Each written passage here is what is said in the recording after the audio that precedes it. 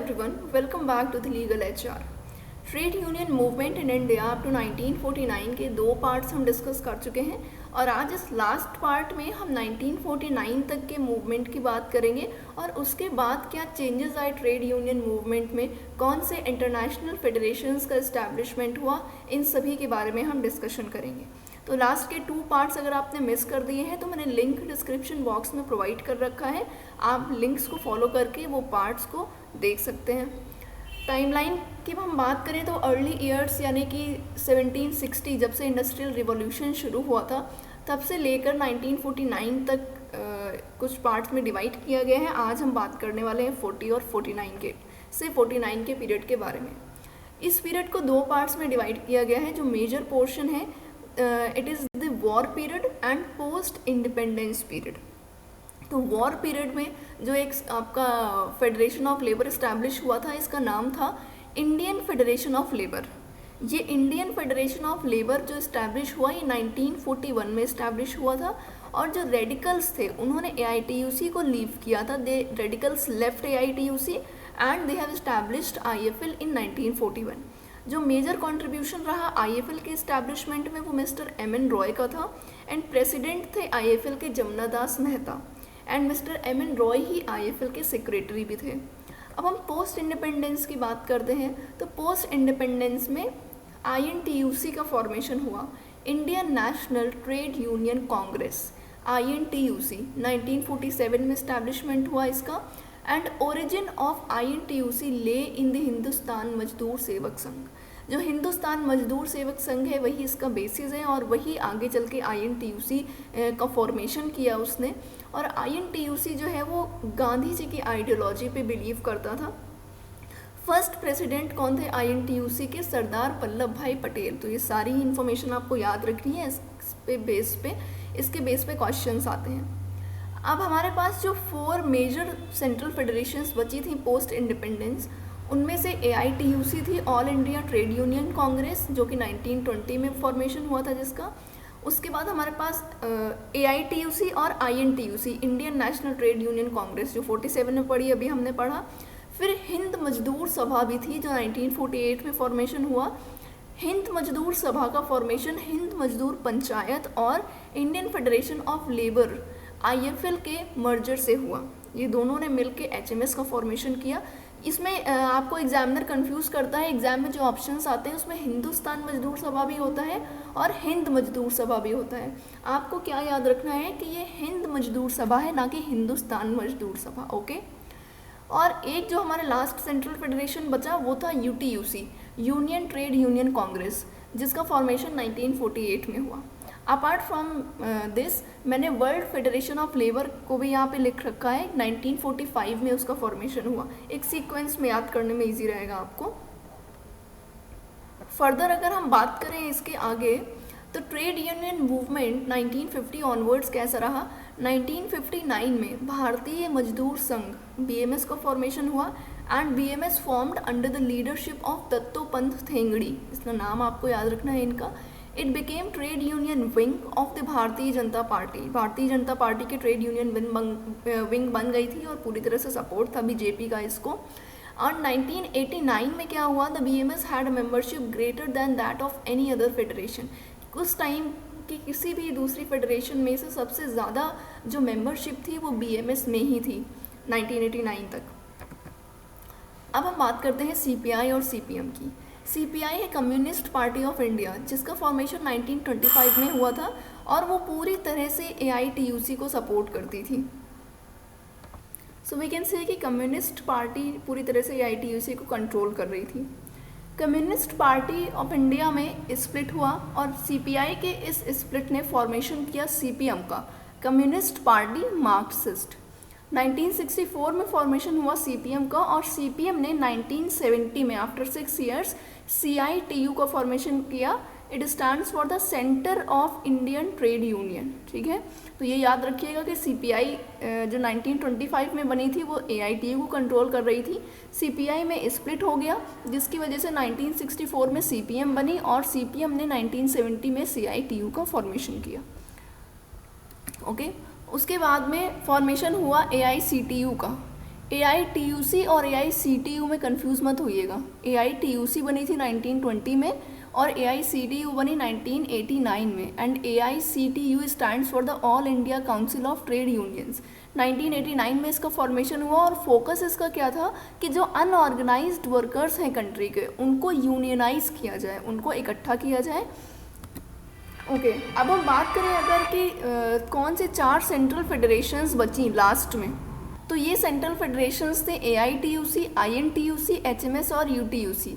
AITUC जो कि communist communist party जिसके साथ जुड़ी हुई थी, INTUC इंडियन नेशनल कांग्रेस की थी, और HMS जो कि सोशलिस्ट की मजदूर सभा थी, हिंद मजदूर सभा, और UTUC जो कि रेडिकल्स ने जिसका फॉर्मेशन किया था। ओके, अब हम बात करें स्प्लिट इन INC की, तो INC में 1969 में स्प्लिट हुआ। Split in INC in 1969 cause split in INTUC। जो INC में स्प्लिट हुआ 1969 ने, उसने INTUC में भी स्प्लिट कर दिया, और इस स्प्लिट के बाद NLO का फॉर्मेशन हुआ, नेशनल ऑर्गेनाइजेशन ऑफ लेबर का 1972 में। NLO, sorry, it is National Labour Organization. So therefore, under the influence of Morarji Desai, Nijaling Appa and Kamraj withdrawn from INTUC। जब स्प्लिट हुआ और INTUC में भी स्प्लिट हुआ, INC का स्प्लिट हुआ और INTUC में स्प्लिट हुआ, तो उसी स्प्लिट के साथ इन तीनों ने विड्रॉ कर लिया INTUC से, और उन्होंने एक दूसरे सेंट्रल फेडरेशन का फॉर्मेशन किया जिसका नाम था NLO। ओके, और ये NLO का फॉर्मेशन हुआ 1972 में, ये आपको याद रखना है।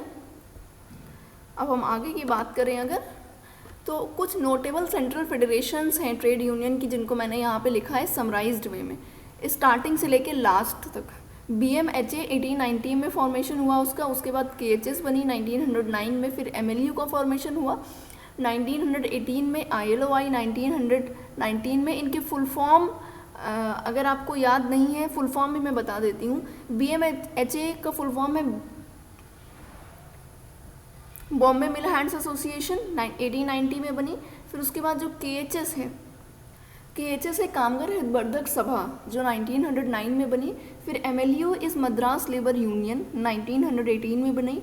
ILO इंटरनेशनल लेबर ऑर्गेनाइजेशन 1919 में बनी। AITUC all India trade union Congress 1920 में बनी, और 1920 में ही ATLA भी आई थी, that was the Ahmedabad textile labour association. उसके बाद आई AIRF। AIRF stands for all India railway men's federation, which was established in 1925, and ITUF stands for the Indian Trade Union Federation, which was established in 1930. Okay, Nagpur session में जब split हुआ था AITUC का, तब ITUF आया था। फिर RTUC जो कि 1931 में आया, it stands for the trade union congress.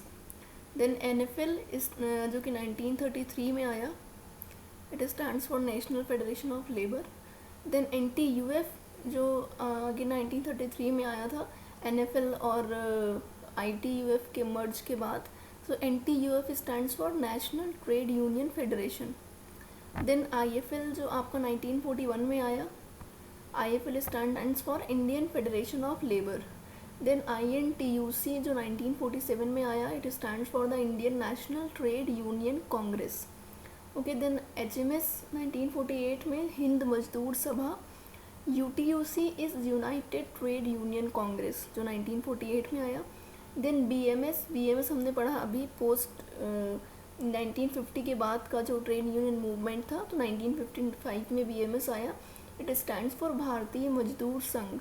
Okay, then है आपका CITU stands for the centre of Indian trade union, CITU centre of Indian trade union. Then NLO है आपका नेशनल लेबर ऑर्गेनाइजेशन। फिर ये AICTU है, ये CCTU नहीं, AICTU है 1989 वाला, जिसका फुल फॉर्म है all India council of trade unions. ये all India council of trade union AICTU। तो ये सारे ही फेडरेशंस लिखे हुए हैं एक साथ में। देन अगर अब हम इंटरनेशनल फेडरेशंस की बात करें, सो इंटरनेशनल फेडरेशंस में सबसे पहले जो आपका ये IFTU है, international federation of trade union, उसने रिप्लेस किया। सबसे पहले 1919 में IFTU आया, international federation of trade union. इस international federation of trade union से आपका INTUC और NFL एफिलिएटेड थे। इसने रिप्लेस किया WFTU से। जो IFTU था वो रिप्लेस हुआ और उसकी जगह पे WFTU आया 1949 में। WFTU क्या है? आपका world federation of trade union. उसके बाद में क्या हुआ कि जो आपका ICFTU था और WCL था वो दोनों मर्ज हो गए। ICFTU क्या था? International confederation of free trade union, and WCL is world confederation of labour, जो 1949 और 1920 में फॉर्म हुए थे। तो ये दोनों मर्ज हो गए और इन्होंने बना लिया ITUC 2006 में। सो ITUC क्या है? It stands for the international trade union confederation. ठीक है, तो ये हैं आपके कुछ नोटेबल इंटरनेशनल फेडरेशंस जिनसे रिलेटेड क्वेश्चंस भी आते हैं। तो ये जितना भी हमने पढ़ा India movement, trade union movement in India up to 1949 में, इतने सारी बातें अगर आप याद रखते हैं, मेन पॉइंट्स जो हैं, नोटेबल पॉइंट्स, तो डेफिनेटली ऐसा कोई भी क्वेश्चन नहीं है जो आप एग्ज़ाम में अटेम्प्ट नहीं कर पाएंगे, करेक्ट अटेम्प्ट नहीं कर पाएंगे। तो सभी इन्फॉर्मेशन को याद रखिए, स्टे ट्यून्ड विद अस। और अपकमिंग सेशन में हम प्रीवियस ईयर क्वेश्चंस डिस्कस करेंगे कि अभी तक एग्ज़ाम में किस तरह के क्वेश्चंस पूछे गए हैं trade union movement in India में, और क्या और भी आपके पॉसिबल MCQs बन सकते हैं, ये हम लोग डिस्कस करेंगे अपकमिंग सेशन में। Okay, so thank you so much everyone for watching the session. Don't forget to like, subscribe and share this video. Share it as much as possible so that everyone can get the benefit. आपके बहुत से friends होंगे जो JRF qualify करने की कोशिश कर रहे होंगे, बट हो सकता है उन्हें सही मटेरियल ना मिल पा रहा हो, राइट गाइडेंस नहीं मिल पा रहा है. So you can definitely share it, and if you have any queries और any question, definitely you can comment. Okay, in the comment box you can just drop your question and I'll answer it as soon as possible. Okay, thank you everyone. See you all in the next session.